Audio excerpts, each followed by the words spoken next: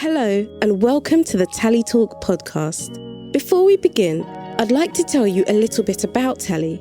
We're a mental wellness startup specialising in anonymous group conversations called Tally Talks. Our weekly Tally Talks provide our members with a safe space to speak and listen in a discreet setting. This podcast will give listeners a feel for our weekly conversations while being anonymous. For this podcast, all participants have agreed to the recording while keeping their identity confidential. What you are about to listen to can be found sensitive and distressing. Please be advised to read the podcast description and respect the confidentiality and anonymity of the conversation. If you would like to attend a Tally Talk, please visit www.tallyapp.com and click Join a Tally Talk. Or if you would like to take part in the podcast, get in touch at hello@tallytalk.com. All links can be found in the bio. Thank you and enjoy. Hi guys, thank you so much for joining us today. Before we start off today's fantastic episode, which is all about anxiety and how it affects our day-to-day life, I'm just going to do a quick one-word check-in. So just one word to describe how you're feeling right now about maybe your day or just this whole process that we're going through. I'm going to start off with positive because I am feeling positive. I'm going to go next. I'm feeling relaxed. Moonstruck here. Hi, I'm T and I feel calm today. Fantastic. I'm really glad to hear that we've got some really positive mindsets as we go into this topic because I feel like it could potentially be a heavy one. Like I said, today's episode is all about anxiety and how it affects our day-to-day life. That is something that I think is particularly significant considering the current COVID pandemic that we're starting to come out of. And, I was just checking out some statistics before we came to record, and anxiety in general has been on the rise for the UK population during this time, which I guess is highly expected considering how much we've all had going on and what big changes we've all faced. So there's been about a 39% rise in mental health and anxiety cases that local health authorities have seen. So I guess this is something we can all really relate to. And today's guests that I have with me are going to share some of their personal experiences and also some of their own professional experiences, I'm hoping. Do you want to tell us a little bit about yourselves, D, T? Yeah, sure. Hi, I'm T. So I currently have a coaching business, which I started in January. So I help men and women elevate and improve their self-esteem, not only in their personal lives, but also in their professional lives. And what kind of brought me to confidence coaching was my own experience with low self-esteem. So 3 years ago, I left a very toxic relationship. And while I was in that relationship, I had the worst anxiety. I was always put down a lot and I had very, very, very low self-esteem. So I started attending CBT therapy where I learned a lot about core beliefs, reprogramming your thoughts, how to eliminate thoughts of fear with ease. And I just felt called to help men and women with the same problems because I just know it's a very common issue that a lot of people don't really like to speak about, especially if they've left, a toxic relationship. So that's what kind of led me into starting a coaching business. Thank you, T. Thank you for sharing that with us. So I think that before we do anything, let's talk about why is this topic so important and why should we be talking about it today? So D, tell me, why do you think we should be talking about this topic today? Hi. So for me, anxiety was panic attacks, sweating, my stomach churning constantly, feeling nausea, which meant that I couldn't eat, even though at times when I was hungry, I put food into my mouth and I'd feel so sick because my stomach were, like a butterfly, like a low level vibration, constantly churning my insides. It was just feeling really panicky in my chest. I couldn't stand for periods of time. So if I had to join a queue, so this were about people for me. I think it came from the shame and embarrassment of my situation. I felt everybody were looking at me. And so I became really quite, I suppose, paranoid when I think back now. So, yeah, panic attacks, shortness of breath, just not being able to stand. I remember standing in a queue in a post office once, and there were, a few people. It were warm, and I were moving from leg to leg, trying to distract myself, because I knew, oh God, I'm going to have a panic. I'm going to pass out, going over and over in my mind. It was all consuming. It took over my life. So lots of symptoms that we're really not being able to sleep, night terrors. Right. Do you mind me asking, you mentioned your situation. Are you happy to share? What was your situation? Yeah, sorry. So my situation was domestic violence. So I'd met someone who appeared to be really, really nice, as everyone does. And sort of 3 months into the relationship, it seemed to be really good. And I'd got a young child at the time. I was just very early 20s. He just turned around and punched me full on in the face, and that began what was 7 years of a violent relationship. And slowly but surely, my life kind of crumbled around me, which started really with anxiety, with being nervous, and it obviously not my confidence. It took over my life. Yeah. Thanks for sharing. Okay, T, same question for you. Why is this topic important for us to be talking about today? Well, I just feel like sometimes the topic of mental health, I mean, I know before it used to be a very taboo subject, but I do feel like still currently a lot of people do struggle to open up about issues such as anxiety or phobias, depression. There's a lot of, I feel like some people kind of associate it with shame, because I remember when I was going through my own struggles with anxiety while I was in my toxic relationship, I kind of felt very, very alone. I just was scared to reach out. So a podcast like this, for example, I think would really benefit people, because obviously, any tips that we have, they could maybe try out if they're scared to reach out for help or ask for advice. And I just think it's a really important topic. I think you're very right there. And that's why I asked this question. I think talking about it is the first stage in people being able to recognize that they can have help. And I agree with you. That's one of my real big things when it comes to talking about mental health in general, is being open to the conversation in the first place. What about yourself, Moonstruck? So I'm Moonstruck. I'm the founder of a mental wellness startup.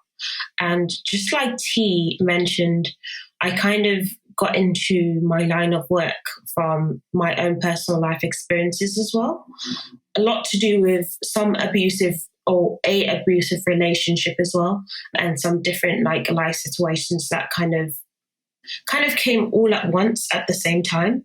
And I think it's important to kind of shed a light on anxiety, because a lot of people talk more, or there's a lot more conversation around anxiety disorder, but on the day-to-day anxiety that could even affect a person's life, even though they're not probably diagnosed for a disorder of some sort, it can be really difficult for people to deal with anxiety on that level as well. So I'm excited for the conversation.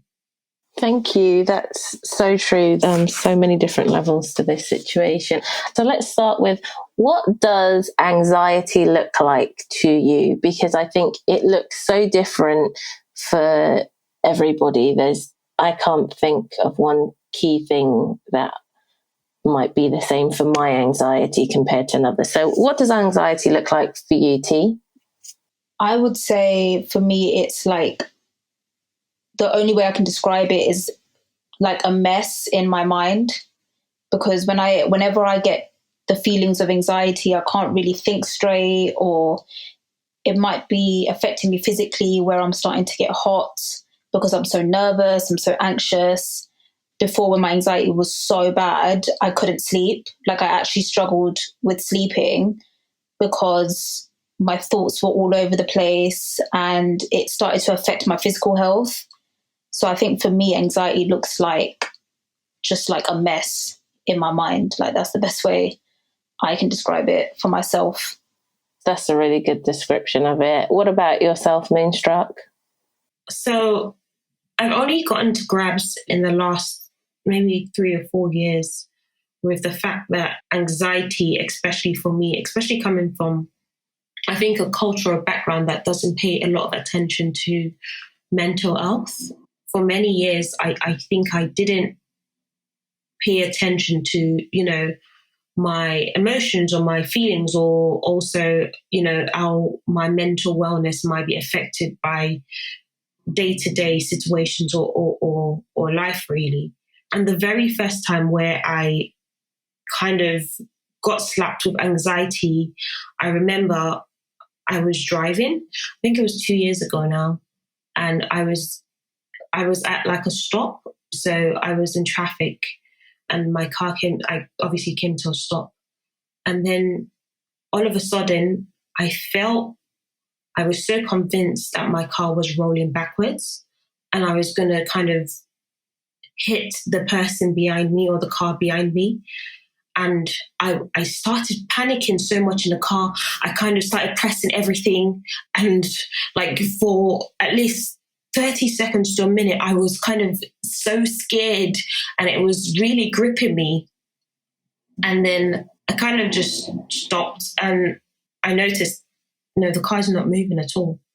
It was only the cars next to me were moving, but I was so stressed out that I had obviously painted this picture that I was rolling backwards and I was going to have an accident on the motorway. So I panicked so much that I had to just come off the motorway and just park. And that was like the very first time where I recognized that my anxiety was kind of getting the best of me and causing me to like have this really weird panic.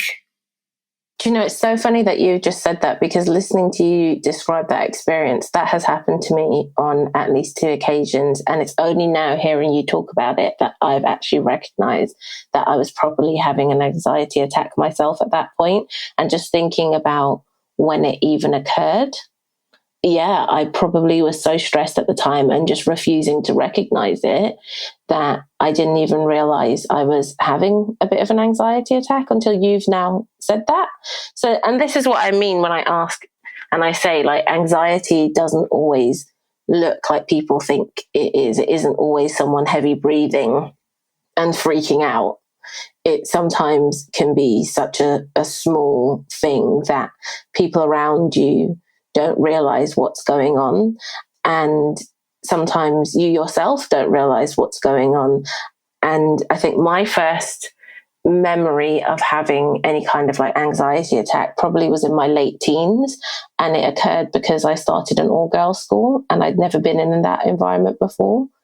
It was just so overwhelming that I had one of those very overt panic attacks where you start breathing, and I just locked myself in a bathroom stall and called my dad and told him to come and get me, which he didn't do because, like you, Moonstruck, come from a cultural background where mental health isn't really recognized. He was just like, suck it up, get on, go to school. You'll be fine. And I kind of learned to power through, but I didn't until my late 20s, realized that that was really unhealthy and it was causing me to have anxiety attacks in different ways.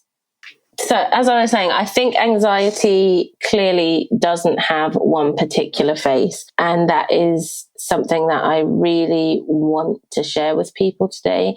There isn't one face of what this looks like. There are some common things that we may share, but just because it doesn't look the way you expect it to, it doesn't mean that what you're feeling should be discounted and that, you shouldn't seek help. So what are some of the ways that you guys have looked for help, and what have been your experiences when you've sought out that help? Hi, T here. So one way that I sought help was reaching out to a therapist. I think I actually reached out to my doctor first, just expressing how bad my anxiety was. Like, it was affecting my sleep. my weight, because I would eat properly, but I think the anxiety was so bad that I was losing more and more weight, and it became physically obvious to the point where my family and like my loved ones would asking me if everything was okay.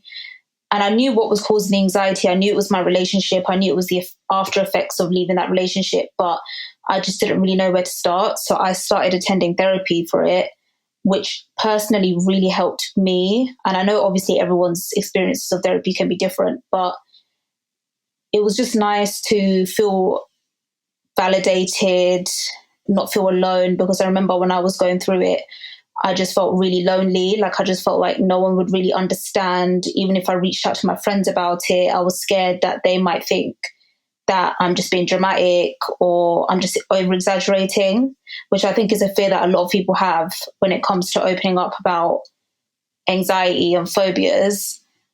So I feel like, I think that definitely really helped me. And it also taught me a lot of coping mechanisms, which I still use to this day whenever I have an episode of anxiety. So that's something that helped me. That really resonates with me, T. I think it resonated with myself as well. I was going to ask, what's one of your best coping mechanisms? I think for me, one thing that's worked is I kind of had to reprogram my mind when it came to coping, because whenever a thought would trigger me to feel that anxiety, I would always entertain it. I wouldn't just let it pass, or I wouldn't sit with it. So something I was taught was just take a moment, sit with the anxiety or the fear and let it pass, because what I didn't realize was as I would let it pass, eventually I would forget about what it was that was causing me the anxiety. And I think another thing that helps me as well is breathing exercises, which, like, for example, I have an issue being on trains. Like, I don't really think I'm a claustrophobic, but it triggers me sometimes. Like when the train, for example, stops in a tunnel, especially if it's the London Underground, I really don't like it. Like it really triggers me and it could send me off into a panic. So for me, like breathing exercises that I've learned from meditation apps, such as like Headspace, that really helps me cope and just kind of not enter that panic phase. I hear that. Yeah, I was going to jump in. T, what you just mentioned about not finding it easy to kind of share your struggles, especially when it comes to mental health with family and friends, it really resonates with me. And I feel like for a lot of people, it's even a lot more difficult to share your struggles with people that are close with you sometimes, and just for several different reasons, I think. And that's what I found in my own situation as well, because I think in my own situation, I can only really speak from my own situation. It was just for the fear that you overflog something. And also I've always been this kind of person where I wanted to be like in control of my own narrative. I was always very wary with sharing like my experiences or issues with like, especially with friends, because I feel like sometimes it just becomes like topic of the day. Yeah. So I would like keep a lot of the stuff that I was going through with myself. Another thing kind of I just picked up and I just noticed that myself, D and T all kind of mentioned struggles coming from like toxic relationships. And that's something underlining that obviously we've all just like, started this conversation together. We didn't know that we had in common. And I think it's something that we should probably explore as well, because we've all mentioned the same thing. I find it so funny that you said that. So I didn't want to talk about the fact that part of my anxiety comes from being in a very abusive marriage for 7 years, because like you said, sometimes it becomes topic of the day. And unless I really feel comfortable, don't want to sit there and be like, yeah, I was in an abusive relationship. And that's why certain situations make me feel really uncomfortable. So but it is maybe a topic we should maybe look at. But at the same time, I want to say that is not the only trigger for people with anxiety, because I had slight anxiety before that, like I said, in my early teens. And that was just from crowds of people and not liking crowds of people too much. Dee, how have you found yourself? Well, obviously you're in a counselling line of work, but how have you found help with it and support for your anxiety? And I'm sure you're going to tell us counselling as well, but how have you dealt with that and how has it been? So oddly enough, I didn't seek counselling purely because of the level of shame and worthlessness that I felt. I was so embarrassed about my circumstances. By the time I left the relationship, it almost cost me my life. It tried to strangle me. And so I was moved out of the area actually by the police. So it were really quite intense. Probably more, when I look back now, it's difficult to believe that was my life, to be honest.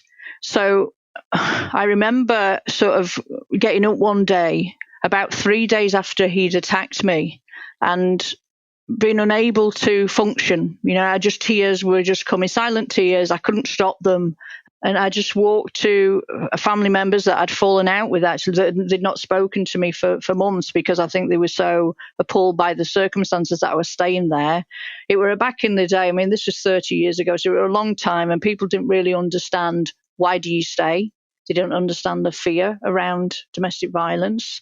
And so, yeah, I went to a doctor's, and he's basically said that I'd got PTSD, and he wanted to give me medication, which something inside me refused. I didn't want to do that. I wanted to stay in control. I think that was also, fear. I was scared that if I started taking something, then I lost any kind of, I was assuming I'd got some kind of control. I hadn't. But at the time, I remember thinking that, there's a little bit of me left.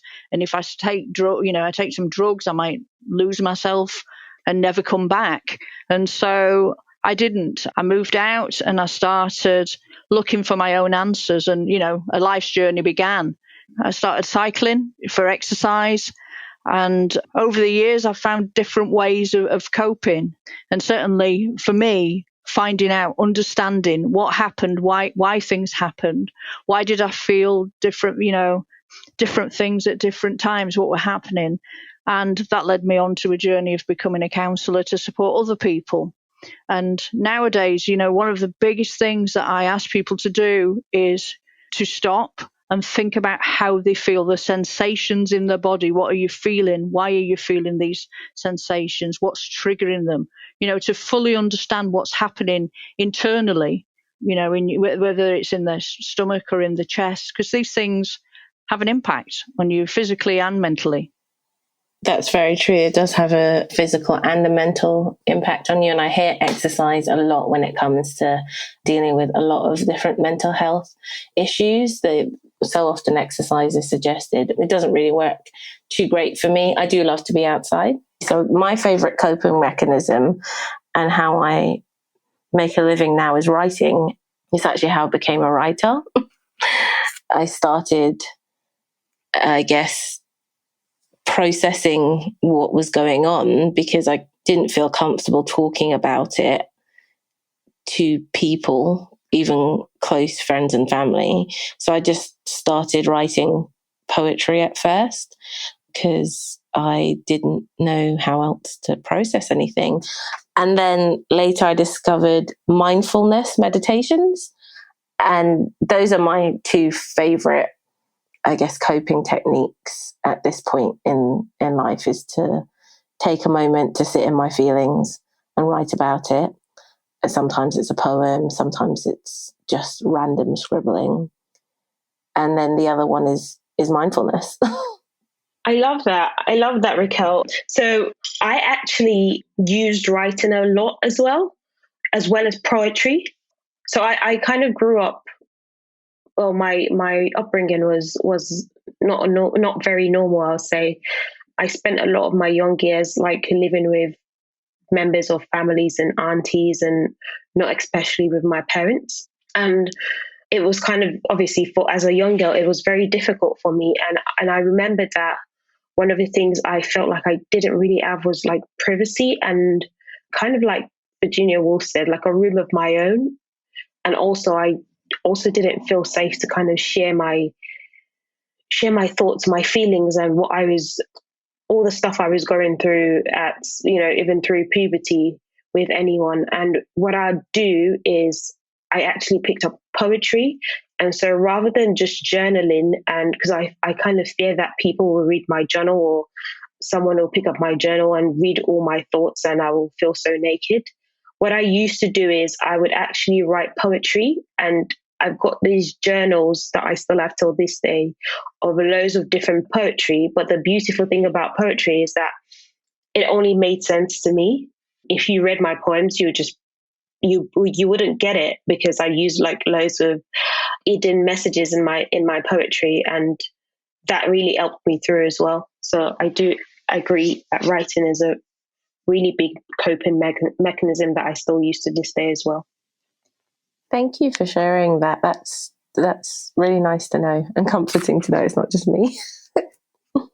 Yeah, writing was something that actually helped me as well cope with anxiety. I started my own blog while I was in that relationship, and I think, I can really resonate with what you said, Moonstruck. Like just the feeling of, if I was to speak about it to someone, they might not understand. But I think that's what kind of shifted me to start blogging. So I would just start blogging about anything and everything, like even mental health. And then I noticed as well, my story was helping people cope with their own anxiety and troubles.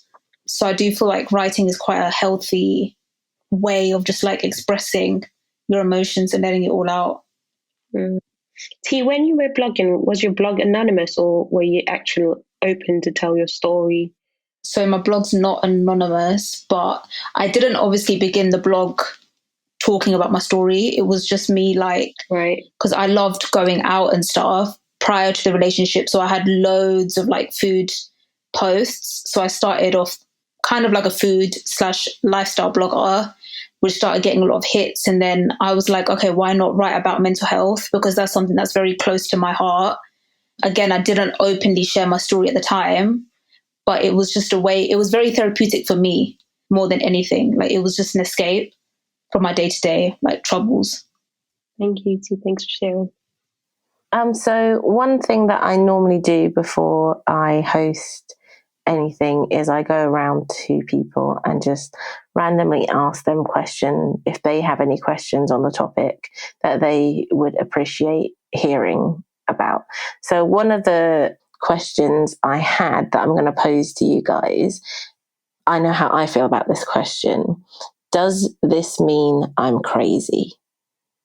And that was posted to me from, I know that she's in her late teens, first year of uni. And she said, does anxiety mean I'm crazy? So what do you guys have to say about that? Or would you like to say to anyone who feels that that's a question they're asking? I would say, Dee. I would say absolutely not. Anxiety is a normal automatic response that we all have, that we all experience, to worry and fear. So we've got various automatic responses. We've got an automatic immune response. We've got a relaxation response. And anxiety is part of the stress response. And we need to have it to keep us safe, keeps us aware of makes us aware of danger. Anxiety only becomes a problem when it starts interfering with your life, but it doesn't mean that you're crazy. It means that you are dealing with things in your life and possibly you need support with that. That's so beautifully put, Dee. I couldn't have said that any better myself. Yeah, I totally agree with that. I think I mentioned at the beginning that for me, it took me quite a few years to kind of come to terms with the feeling of anxiety. And I spoke about like the moment I noticed that I was actually having a panic attack. I think anxiety is so normal, and to notice it in yourself, especially for me, it means that you're also aware, right?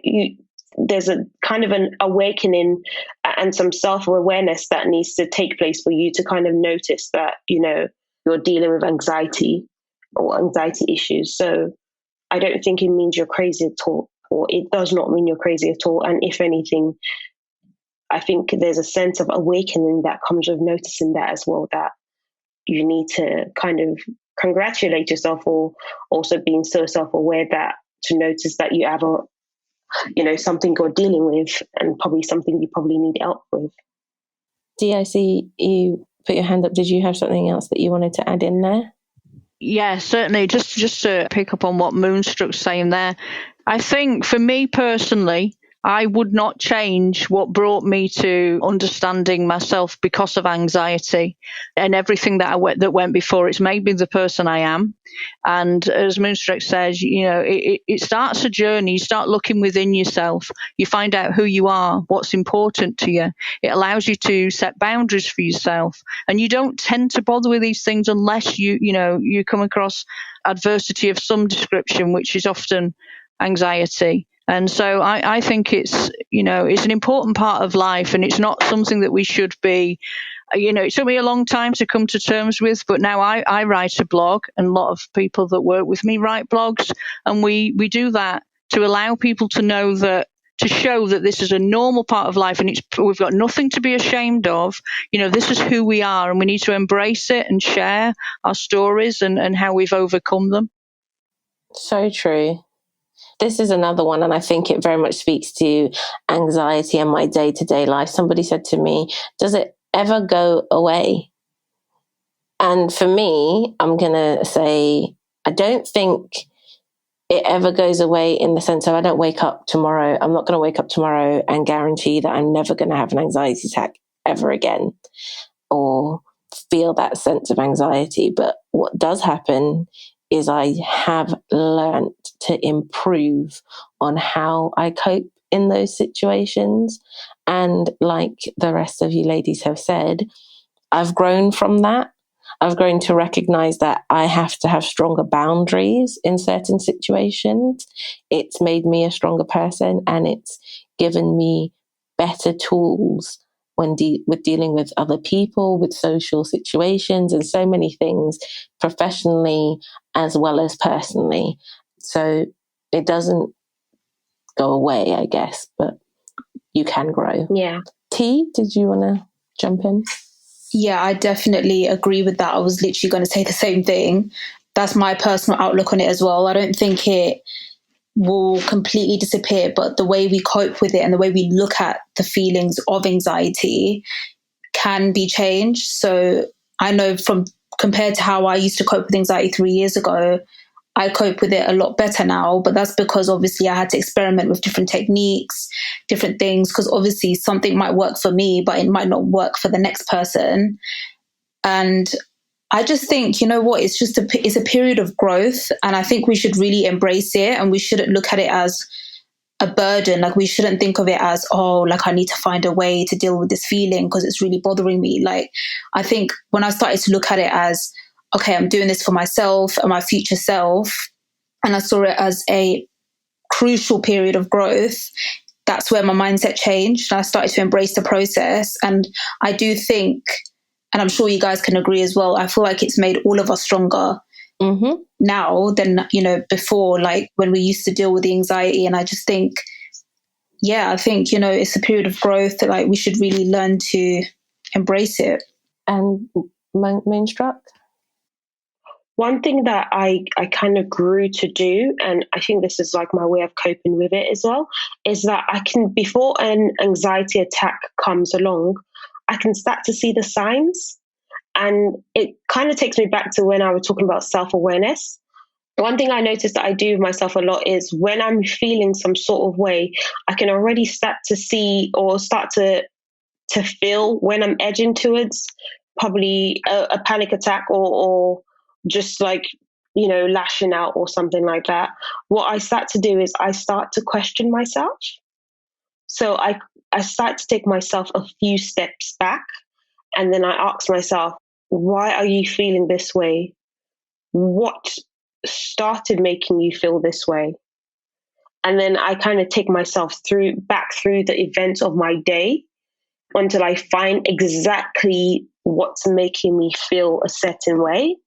And then I kind of ask myself all the other leading questions to kind of unpack why I feel that way. And most times, if I'm fortunate, I find exactly why I'm feeling that way by myself, by just asking myself those few questions. And then I then start to work around it. If it's something I need to address, or if it's somebody that's making me feel a certain way, I also like ask myself leading questions, and that's something that's worked for me. That's a really good process of self-analysis that you go through there, and I think it's really a really helpful process that you've explained for listeners, and definitely something that I think a lot of people will probably implement in some way themselves. Dee, did you have something else that you wanted to add? Yeah, I just wanted to say the reason I chose to become a person-centered counsellor is because I recognise that everybody's an expert in their own lives. So although all of us here have experienced anxiety, and as you said, by coincidence, with each of us have experienced domestic abuse of some nature, we will have all experienced that differently, and we will all have handled that differently. And what person-centered counselling is, it recognises that each person is entirely an expert in their own lives. And even though we may have experienced something similar, because we're individuals, we will have experienced it in a different way. And so person-centered counselling isn't about advising people or telling them how they should be. It's just about holding the space and letting them explore their thoughts and feelings until they find their own answers, which, every time they do. And I just wanted to point that out, that we are, we've experienced similar, but in our own ways. And I think having that guiding counselling voice there is sometimes so key in that. Like, I don't think that we can't all process things by ourselves. I'm sure we can, but sometimes it's just that helping hand to guide you through it, because it can be so overwhelming when you do that. T, you still have your hand up, or did you want to jump in and say anything or share anything else with that? Oh no, sorry, I don't know why it stopped. No problem. I'll move on then, because I still have a few other stuff that people dropped in on me when I was canvassing questions. So somebody said to me, how do I help those suffering from anxiety? Which I think is a great one, because there may be a lot of listeners that will hear us talking about this and think, I know my friend or family member is suffering. How do I help?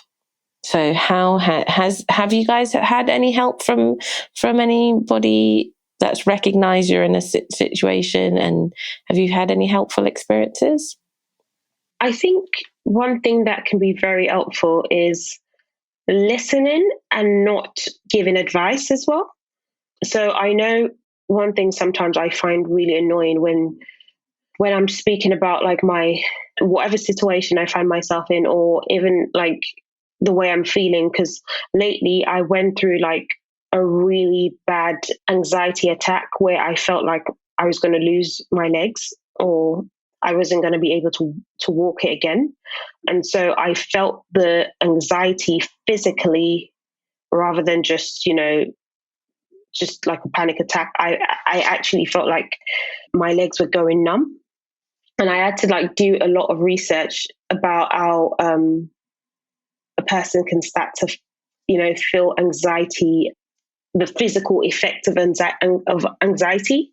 And I think when I researched, it basically kind of said that it was to do with the fight or flight. When you find yourself in a situation where that's making you anxious, the fight or flight mentality.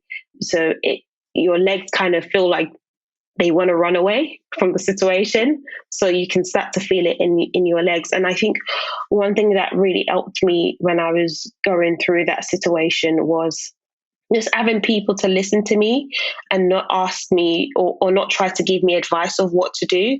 Because I feel like sometimes people are very quick to say, oh, do this or try this or do it, right? And sometimes, just as Dee said, your personal experience is very personal to you. And sometimes it's just good to have people that will just listen to you and just like silently, not per se silently, just to nod along and to see that they understand what you're going through. I mean, they might not be in your shoes, but they feel you. I think, showing somebody in that situation that you feel them and you can feel them in that moment without, giving advice or put your legs in water or do this or do that. Sometimes all of those advice things that we try to give is not very helpful. It's just listening. Just being there. Yeah. T, did you want to add to that? Yeah, I just wanted to follow on. I 100% agree with that. And I had an experience when I couldn't sleep. I actually lived with some friends, and one of my friends was so supportive and understanding. He did not make me feel like I was going crazy. And he just sat down and he didn't really make suggestions. He asked me, he was like, what would help you right now to cope better with that anxiety? And I just made some suggestions. I said, I don't mind trying meditation or going to the gym a bit more maybe.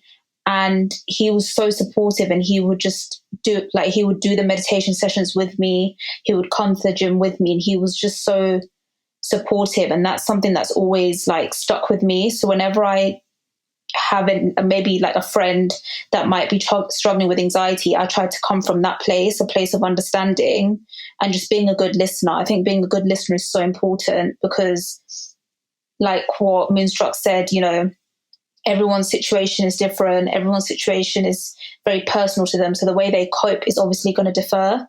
So I like to just come from a place of understanding and ask them, you know, what would help you right now? What would work for you? How can I help you? And, you know, just be there for them. Just be a good support system. Thank you. Dee, did you want to add to that as well?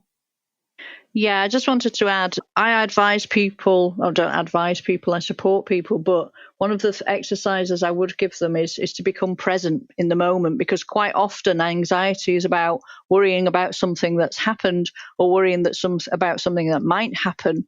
And if you can bring yourself mindfulness to the present, using your 5 senses, so what can you see, what can you smell, what can you taste, what can you hear, while you're walking out, taking some fresh air, that brings you to the present. And just to pick up on something that Moonstruck was saying about the fight or flight. So that's a natural stressor. When we're faced with something that's really stressful, that causes anxiety, it sends our body naturally into fight, flight, or freeze.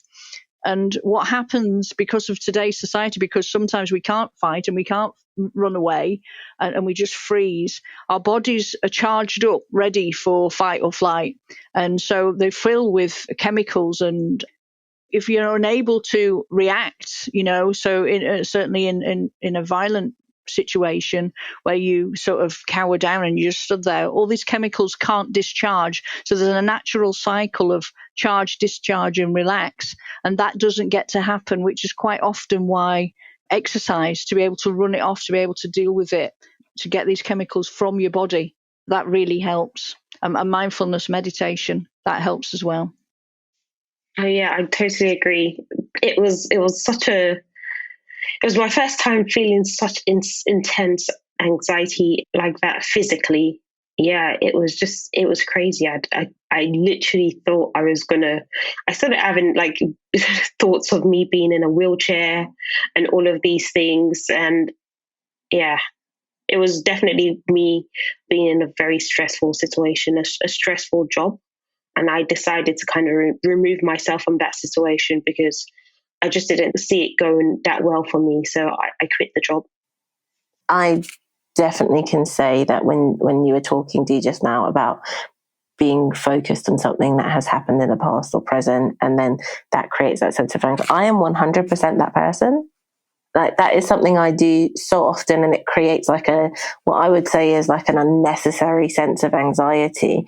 But the one I've learned to acknowledge those ones and, like you said, be present and deal with it. And so often that's when I kind of need my friends and my support system so much more. And that's when I feel like they help to bring me back to the now in the situation. And that's something I'd say you can always do. When it's a more significant issue, it's so much harder to be the support person there for someone suffering with an anxiety attack or something like that.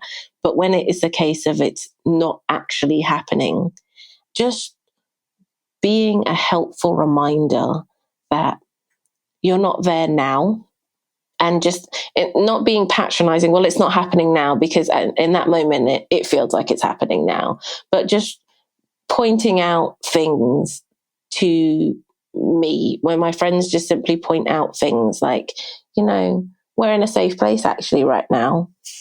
That person isn't present right now, so that's not going to happen. You are safe, your kids are safe. Right now is a sunny day. Those little points bring me back to reality and help me to be focused. How do you feel about what I said there with the whole presence? Yeah, I absolutely 100% agree with that. And quite often I think, certainly for me, my experience were always panicking about what was likely to happen based on the way our brain works is it draws on past experience. And so if your past experience is negative, then you're always expecting the worst anyway. And so you're bringing the worst into your thoughts and you spend so much time in your head. I spent most of my life, either past or future, what's going to happen? Oh my God, this is going to happen. This is what he's going to say. I was basically replaying it, preparing myself for the worst always. And there's only one way to get yourself out of that cycle of negative, automatic negative thinking, we call it, is to be present, to bring yourself into the moment. So this is a moment that you're safe, that everything's okay while you're in this moment. And so, yeah, I completely agree with what you're saying there. Thank you. I was going to say, though, on the flip side of that, there are times where I feel like the only thing that can help, or one of the significant helpful factors in anxiety, is things like counselling for the more major reasons for anxiety attacks and things like that. So for myself personally, the last major anxiety attack that I suffered was coming face to face with, I have to think of the nicest way to say it because he is the father of my children. The father of my children in a courtroom. Well put. Yeah, and it had been 6 years almost since I had last seen him, and the last time I'd seen him was definitely not a happy experience. And I thought I was fine. I thought my life was good and I was on top of everything, and he had no impact on me, blah, blah, blah, blah. And he turned up out of the blue, dragged me through the court systems, all to do with my children, who obviously, being a mother, I'm just desperate to protect. And was like, no, I'm good. I'm going to court. I'm fine. I went on my own because I had to be on my own, and just my legal advisor was with me. Walked 2 steps into the courthouse and could not move. Physically could not move. I've never felt, like Moonstruck said, such physical manifestation of anxiety in my life. I crumpled up in a ball in this poor woman's arms and couldn't move. And then somehow got through that whole experience. And I was like, I'm fine. And my anxiety started because I completely, just to get through it, shoved down all of those feelings and refused to process it. And then once the court case was over, refused to process it, still, my anxiety began to manifest in just really horrible nightmares and really horrible ways. And it affected so much of my life until I had to get counselling. And that was the only way out of it. So sometimes you can't help. Sometimes we see our loved ones in really horrible situations, and unfortunately, we cannot help them. Professional help is needed, and they have to help themselves. Thank you so much for sharing that, Raquel. I would say my pleasure, but it really wasn't. Yeah. Where would you guys say is the best place to seek help? Dee, do you want to? Yeah, just to pick up on what Raquel said there, absolutely. Seeking support from friends and family is important, but for something more professional, because your friends and family are too involved. And so, and they just feel everything that you feel mostly. So professional support, talking therapy is really good. Emotional freedom techniques, really good. NLP, neuro-linguistic programming, to help us look differently at the words and the images that we have in our minds, which can often be really negative because of a negative experience. As Raquel was saying, when you when you walk in there, you think that you're great, you think everything's fine, I'm gonna sort this out, and then you freeze because you've not dealt with it. And the thing with anxiety and anything that makes us feel vulnerable, we don't want to face it. It's horrible. It feels awful. So what we do is we push it down and we try to just get on and cope, and eventually it overspills, and we have to deal with it because we could become overwhelmed with it. And so any kind of counselling, say person-centred counselling, CBT, whatever works for you. And I would say to people, check with a few therapists, have a look on National Counselling Society or British Counselling Society, have a look on their websites, have a look for someone who's professional and see what works for you. Try a few out, don't just go for one, try a few. Yeah, I totally agree with that, Dee. In my case, counselling has really helped for me as well as therapy. And I also discovered a lot of things about myself through it as well.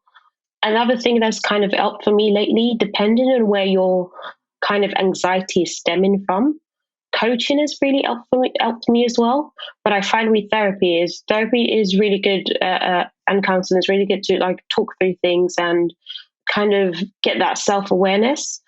But then coaching can be really effective and trying to find ways to kind of, especially if it's something you're still in or a situation you're still dealing with, it can be really helpful to kind of walk you out of that situation. When I've had anxiety dealing with issues with business or issues with or other personal issues, when I've had a coach to kind of tell me, try this, go and try this, it's helped me in the situations that I found myself in, kind of helped me take action as well, where I thought I needed to take action and I was just freezing from the impact of anxiety and, not really taking action. So that's something that really helps me as well. T, did you have anything you wanted to add to that? I think you guys said it really well. Counselling is something that did help me as well. And like what Dee said, your friends and family, they're very involved. So sometimes seeking professional help, I think, is the best route, obviously depending on how comfortable the person is. Fantastic. I always like to end the podcast by just talking about my takeaways from today's conversation. I think even though we got off to a bit of a intermittent start, I had some really powerful takeaways from today. And my first one is how much I'm not alone I felt very isolated in the way I feel when I suffer from anxiety attacks. But hearing you guys talk, I've recognized that yes, we all face anxiety in different ways and it has different faces, but at the same time, there are so many similarities and I don't have to feel alone in that. And my other takeaway today is that we are so much stronger. And that's something that I think I will definitely share with other people in other conversations, is that, you don't have to feel like you're weak. Actually, this process, if you get yourself help and you find support, you'll come out the end of it stronger. Does anybody else have any other takeaways they want to share or points they want to make before I do checkouts? Yeah, I think for me, my takeaway is actually this: talking. Talking and being able to express freely what you want to say, and hearing other people's experiences, I think is really, really valuable. We need to do more of it. More talking. People need to feel free because you do feel a lot of shame and embarrassment when you're experiencing anxiety, especially from something like domestic violence. So yeah, talking. So thank you very much for inviting me along to talk today. Thank you for being a part of it. T? Yeah, I just wanted to add on to what Dee was saying. I love how open everyone's been on this episode. And I just hope that, anyone who's listening and, just wants to seek help or is struggling to open up to maybe a friend or a family member or a partner, you're not alone, you're not crazy, we all go through anxiety. It's a completely normal feeling. It's a completely normal response. So, yeah, I just wanted to say, just talking about it really does help. And finally, Moonstruck. No, I just wanted to say it's always good to kind of have conversations, and you never really know like the similarities you have with people. So I found this conversation very interesting, and it's interesting to see again that I'm not alone. Yeah. Well, on that note, thank you, ladies. Thank you for an enlightening conversation. Thank you for sharing and being open. Thank you for the work that you do in your different fields. And I hope that we get to have another fantastic conversation at some other point in time. And let's just end this session with a one-word checkout, please. I am going to check out saying that I feel at peace. I'll say I feel not alone, if that's that's a word. I do not feel alone anymore. I feel grateful. I feel positive after having this conversation with you guys. Lovely. Thank you very much. Thank you for listening to the Tally Talk podcast. Remember to subscribe to our channel and be the first to access our weekly episodes. If you would like to leave us a comment, then please email at hello@tallytalk.com. We would love to hear your thoughts and suggestions. For all other inquiries, please visit www.tallyapp.com. Thank you and see you next time.